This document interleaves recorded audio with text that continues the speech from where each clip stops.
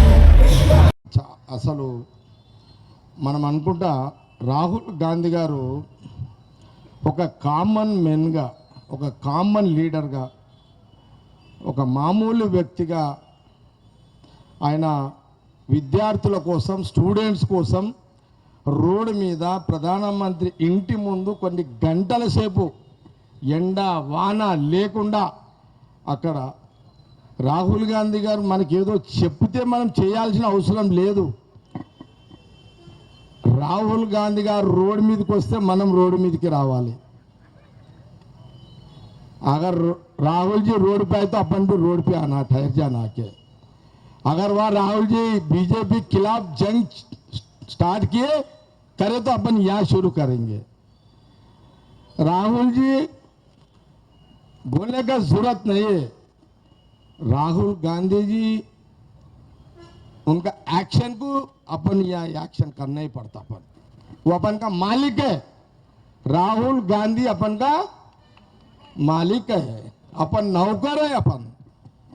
अपन कौन है? మనం ఎవరము? రాహుల్ గాంధీ మన ఓనర్, మనం కిరాయిదారులమిడ, అంతేనా? కార్యకర్తలమని కాదు, ఓనర్ అయినా. నేను అనేదే కరెక్టు, అర్థమైందా? वो अपन का ओनर है भाई. राहुल जी, राहुल गांधी जी अपन का ओनर है. हाँ, ओनर को तकलीफ आए तो अपन बैठेंगे क्या? तकलीफ आने देंगे क्या राहुल जी को? बीजेपी वही लीडरों को यही हमारा वार्निंग भी है. समझो, कांग्रेस पार्टी वर्कर्स कुछ कम नहीं है. जो राहुल जी का सैनिक जो हम है, सबको तैयार है हम तो. కాబట్టి రాహుల్ గాంధీ గారి నాయకత్వం మనమందరం కూడా మనం 2017లో ఇప్పుడే కుసుమ్ కుమార్ గారు చెప్పారు, విన్నావా? కాబట్టి ఏది ఏమైనా ఈరోజు స్టూడెంట్స్ ఏదైతే జంతర్ మంతర్ దగ్గర కూర్చొని వారికి రాహుల్ గాంధీ గారు మద్దతు ఇవ్వడము, కాంగ్రెస్ బలంగా నిలవడము, ఈరోజు సెంట్రల్ మినిస్టర్ రిజైన్ చేయడము, ఇదొక గుణపాఠము బీజేపీ పార్టీకి, బీజేపీ ప్రభుత్వానికి.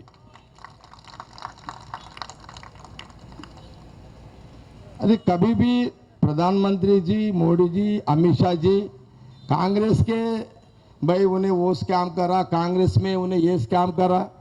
भाई आपका बीजेपी गवर्नमेंट का स्कैम अभी बात करो मोदी जी। 12 साल का आपका जो हुकूमत में तोहफा दिए, स्कैम का तोहफा आ गया इधर। तो जो भी है ठीक है, ఈ కార్యక్రమాన్ని ఇంతటితో మనం ముగిస్తున్నాం. కార్యకర్తలు నాయకులు అందరికీ